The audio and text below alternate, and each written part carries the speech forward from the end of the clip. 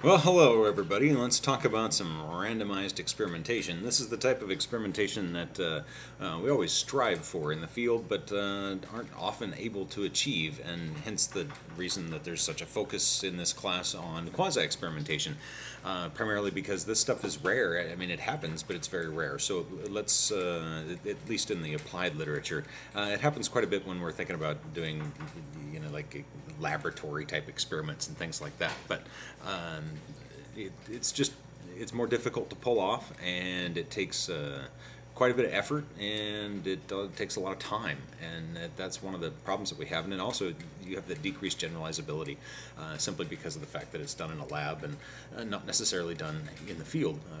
But you can definitely establish cause and effect with these types of designs. And again, there's always infinite numbers of each one of these designs, so we're just going to kind of go through some of the criteria that make these designs as good as they are, so to speak. All right, let's get going. Oh, look at that. I forgot to put my fly-throughs in here, so bear with me, as these things are all going to be here, all the text is going to be here at once. So random assignment, that really is the key, and I've said that before, and your book said it before, and everybody that's an experimentalist has said it before, and we'll say it again, and we'll repeat it and go over and over and over and over and over again, saying that random assignment is the key to true experimentation, or as your book would say, randomized experiments, right? Again, I've told you that before, that I was kind of raised, so to speak, on the concept of true experiments, as opposed to just randomized ones, but it's the same thing. Your book goes over that in great detail. Okay?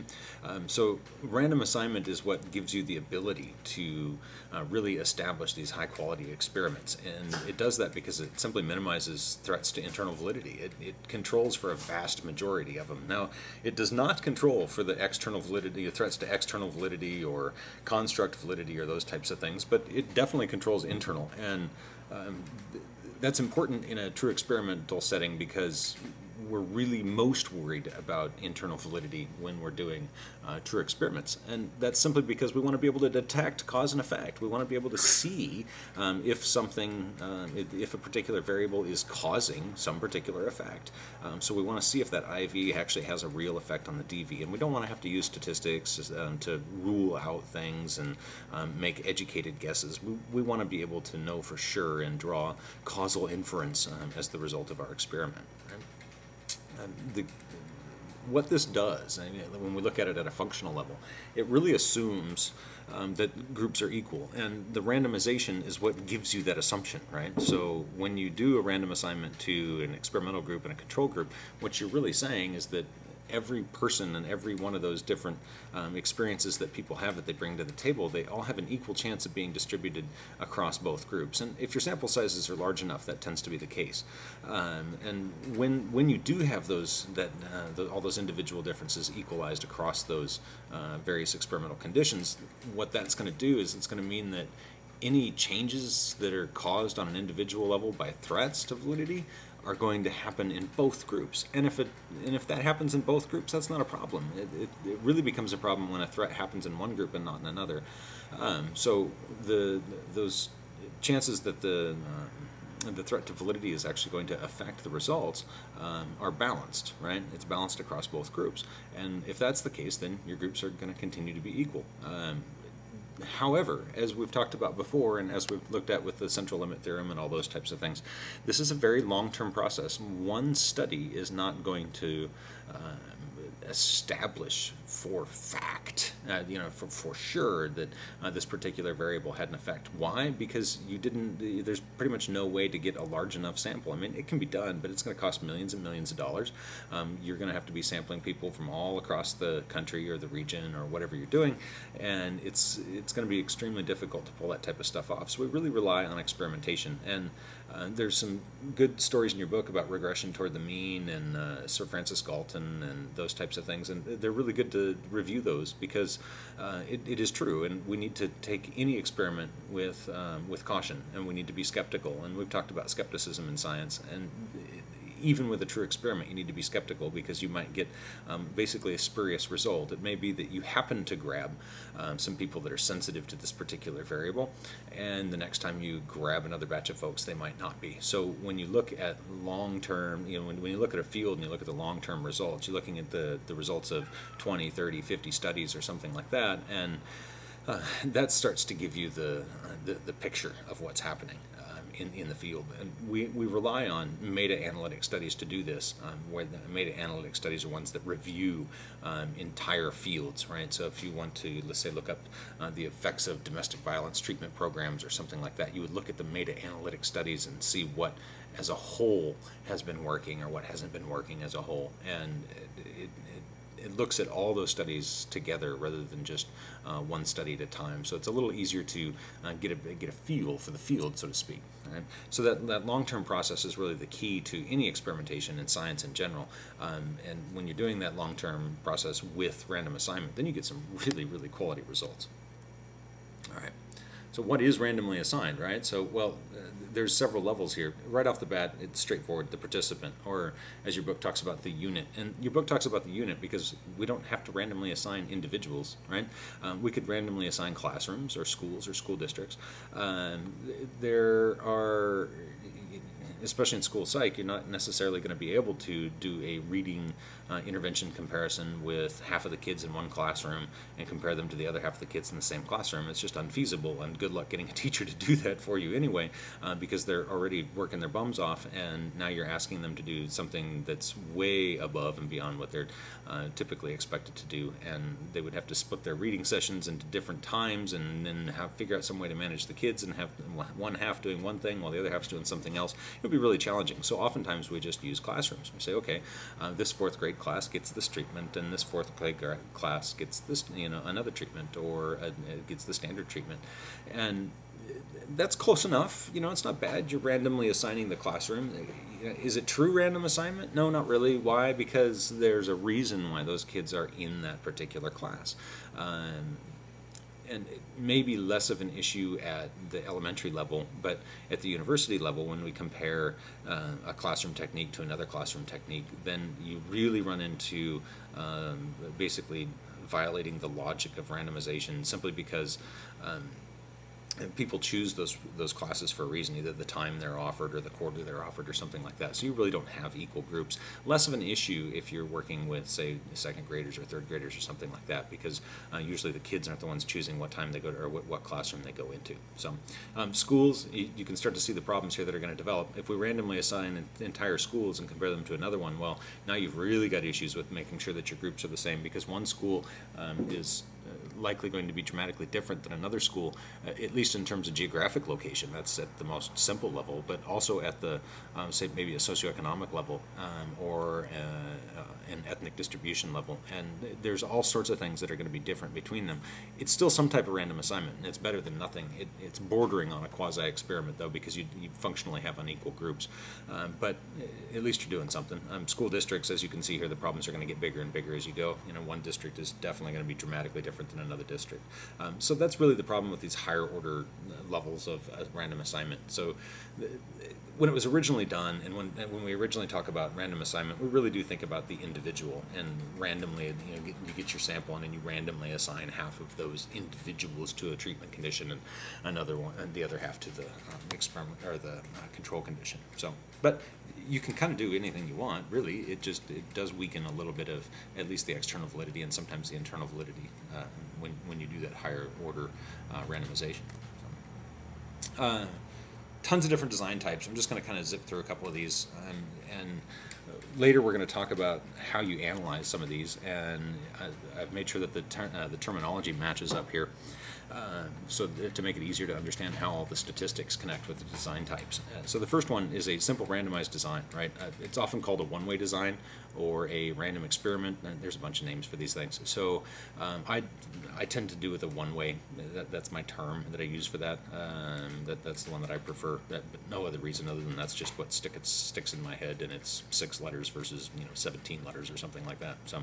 So a simple randomized design, you have only one independent variable, and you have have a minimum of 2 groups, right? So you've got at least 2 groups of control and experimental, and you have 1 measurement. So basically it's a post-test type design. So you just, you establish your groups, you give one of them the intervention, the other one gets a control or a placebo or something like that, and then you measure them afterwards. Right? Because you randomly assigned, you didn't need to measure a pretest. You didn't need to measure them at pretest because you're assuming that the groups are equal.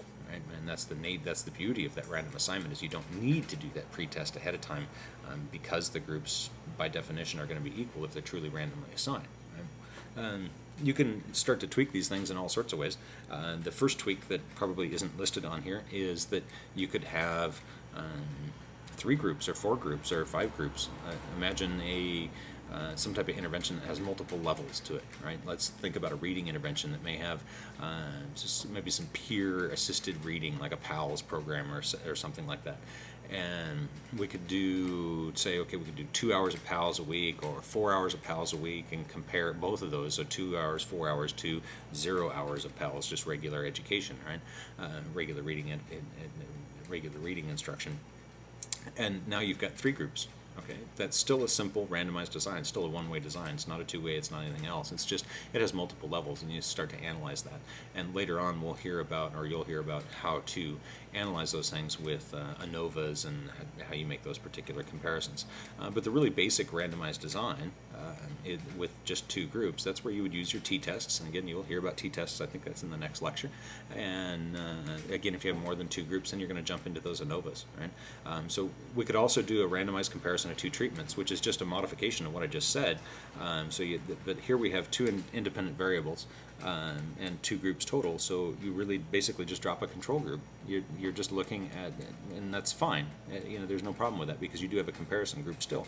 So let's say we use SRA's reading mastery and compare that to some other company's direct instruction tools, or your own. Okay, so you've got 2 groups, there are 2 interventions that are present, so you have 2 different IVs, and you just compare them at post-test. You could also add a control group, right? So you could make it 3 groups.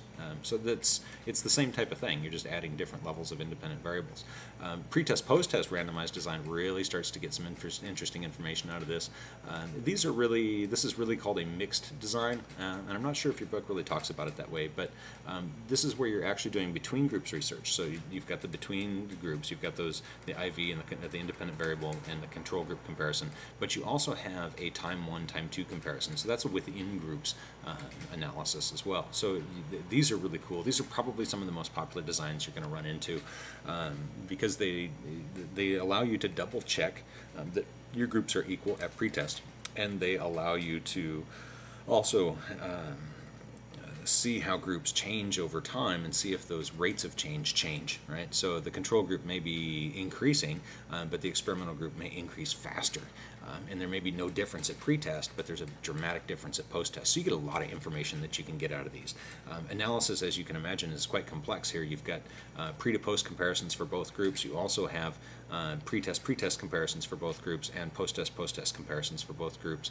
So the statistics get a little overwhelming, but you know, as we'll go through when we talk about those stats, it's not super difficult. It's just it takes a little more time to interpret, and you have to just be cautious with your interpretations and making sure that your data is all structured properly in the data files and things like that. So again, these are really common. They're probably the most common design that I've run into. I've done quite a few of these types of designs, and I really enjoy them. I really like what you can detect out of this and the patterns of change. I tend to do a pretest, post-test type design, randomized design, with some of the work that I've done on high-risk behavior and HIV prevention and alcohol consumption, you know, high-risk alcohol and high-risk drug consumption, those types of things, where we've done long-term interventions and we start to compare all of those. We're talking 10-week minimum, 16-week maximum long interventions, and we can compare rates of change across the control condition and the experimental conditions. So they're awesome. They're great design types. Like I said, they're difficult to analyze, but there's definite ways to get around all the difficulties. It's just that you just have to be familiar with the procedures. Factorial designs, this is really where experimentation kind of gets crazy, if you will. It gets pretty fun. This is where we have multiple independent variables with multiple levels of each independent variable. So imagine like a sleep condition. So let's say we're looking at test scores or something like that. We could have a condition where people are getting different amounts of sleep the night before an exam. So we could have 8 hours, say 4 hours, and say no hours of sleep the night before an exam. So there's one independent variable with 3 levels. And then you could also do time spent studying or time spent revising, whatever you want to call it, as another independent variable, and have another set of levels to that. So say 4 hours of studying, 6 hours of studying, and 10 hours of studying prior to that exam. And you can compare those two things together and see the effects of each one of those designs, right? Or sorry, each one of those independent variables, the effect of sleep, and then you could also look at the effect of studying. And then you can look at, most interestingly here, the combined effect of studying and sleep, because sometimes one variable is going to mediate another variable or enhance it or something like that. So the factorial designs are really cool. There's really no limit to them. You can do a 2 by 2 by 2 by 3 by 5 by 7, and that'll make sense here in a minute, but it gets unbelievably complex. So usually we just stick with 2 independent variables, but there's no reason why you can't do more. It just makes the interpretation brutal, to say the least. All right, let's look at a little more of these factorial designs. All right? So what I've got set up here is a 2 by 2 by 3. Okay? So, and we describe factorial designs in that way. We also describe mixed designs in this way, and in reality that pre-test, post-test randomized control group design is a type of factorial, and in that case one of your factors is time, right? So that's one of the independent variables, and the other factor would be the other independent variable that you're interested in. But you don't have to have a factorial that has a time as a measurement. It can always be a one-shot sort of measurement or a snapshot sort of design type thing, and the idea would be that we would want to look at the effects of each one of those interventions. So there are interventions on the behavior. So in this case, we've got a 2 by 2 by 3, and each digit, the fact that there's a digit there, it doesn't matter what the number is, but the fact that there's a digit there tells you that that's an independent variable. So the first 2 says, hey, there's an IV here. The second 2 says, hey, there's an IV here. The 3 says, hey, there's an IV here. The digit itself, what the number is, tells you how many levels of that independent variable. So the first IV is 2 levels of it. So we could do the studying, 5 hours and 10 hours, and we could do, I don't know, testing method for the second variable, face-to-face and online, and the third variable could be amount of sleep, and we could have 3 levels of that, say 8 hours, 4 hours, or no hours. Okay? They're highly complex, as you can imagine, but they're also very, very informative. They're difficult to manage because you have to make sure that folks aren't going to bleed over into other conditions. You got to really know exactly who's getting what and when they're getting it, and you have to be able to track that and make sure that subjects aren't talking to each other, and make sure that people are not, what's the term, that there's no diffusion of the treatment, so to speak. And again, it's difficult, but they're very useful. Like I said, I typically see like a 2 by 3 or a 3 by 3 or something like that. Usually you don't get the third independent variable in there, but you can. There's no reason why you can't. So let's go ahead, and there's a couple other things about those numbers that are going to be interesting here in a second. So let's go ahead and look at this a little further. All right. So I've played around with this a little bit, so it's kind of humorous, kind of not. So bear with me here as we go through an example. Up top here, you're going to see that we have 3 independent variables. So a 2 by 2 by 3. We're doing a factorial here. So we have alcohol. Right. So we have 2 levels of alcohol. We have 2 levels of sleep, and we have 3 levels of study time. And we're going to measure the dependent variable, and the dependent variable is going to be exam score. So we're going to set up an experiment that will allow us to detect the effects of alcohol on exam score, sleep on exam score, and study time on exam score. And we're also going to be able to look at the interactions between alcohol and sleep, alcohol and study, sleep and study, and I think that's it. So, and yeah, all the other ones covered.